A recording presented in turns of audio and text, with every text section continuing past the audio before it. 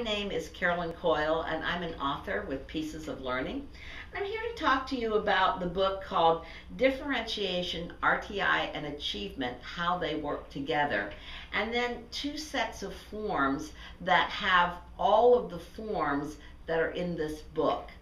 I wrote this book because I could see the connections between RtI, response to intervention, that was started by a reauthorization of the Individuals with Disabilities Education Act in 2004, and that was about how are kids responding to the interventions that we're trying with them. And I thought, if we're really going to do RtI in our classrooms, we have to have differentiated classrooms. The other part of the title, Differentiation, RtI, and Achievement, we hope that through doing some of these differentiated strategies, some of these interventions, that our students indeed will become achievers in the classroom. Now, this particular book starts out with the premise that you can use the RtI approach going in two directions. And I have a little graphic that I'd like to share with you from the book. It starts out, as many of you have probably seen with the RtI, starts out with a triangle, and many of you are probably familiar with this. Here's tier 1, here's tier 2, and here's tier 3.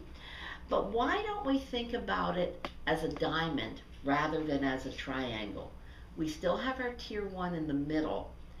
We have our tier 2 and our tier 3 for students who need more help. But what about calling this tier 2 plus? Kids who need more help because they're already advanced over the general ed classroom. Or tier 3 plus, kids who need individual work, individual projects. So my idea of RtI is that it's a very fluid or flexible model. You could have a student maybe who's down here, maybe a gifted underachiever, down here one day, maybe up here the next day. So that was the premise of this book. I took a number of differentiation strategies, everything from curriculum compacting, dealing with fear of failure, organizational skills, sequencing skills, number sense, reading comprehension. Those are just a few. And I have students in here who are our case studies, and then I show how you can use a format that will track their progress along the way. My particular forms have a pre-assessment with 4 possibilities, including a test score, a checklist, a teacher observation, and then a little performance assessment. This down here would be, what are your interventions going to be with that student? And then this would be the progress monitoring over time. In the book, I show progress monitoring 3 times, but obviously you can do it more than 3 times and just use the forms over and over again. Finally, though, there's a decision that needs to be made. This is what we've done with the students so far. Has it worked? Has it not worked? How do we know if it's worked? And then where do we go from here?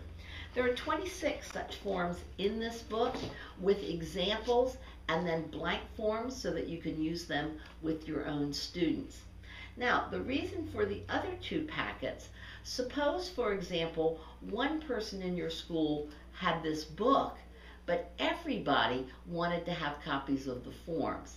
Well, you can buy forms. This particular one is called the Coyle Progress Monitoring Forms for Gifted Students, and this one is the Coyle RtI Progress Monitoring Forms for Struggling Students.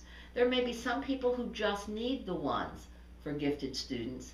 There may be others of you who just need the ones for struggling students. If you need the whole thing and you also want the examples, this is the best way to go because this has everything in it. As we take a look at how kids are responding to our teaching, how they're responding to our differentiation strategies, how they're responding to the interventions that we're trying for them.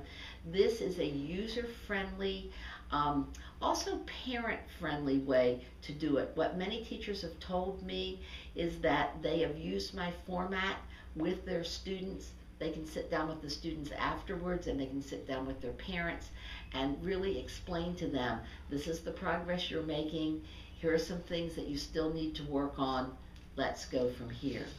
I hope this will be useful for you in your individual school. Even if your school has an RtI protocol that they're using for RtI, this has much more information. It's much richer because it has not just test scores, but remember, it also has lots and lots of checklists in it. It has a place for teacher observations, and then it has those performance assessment indicators. So it is a whole package, a very, very rich way to look at the progress your various students are making. I think you'll find it a very, very helpful resource.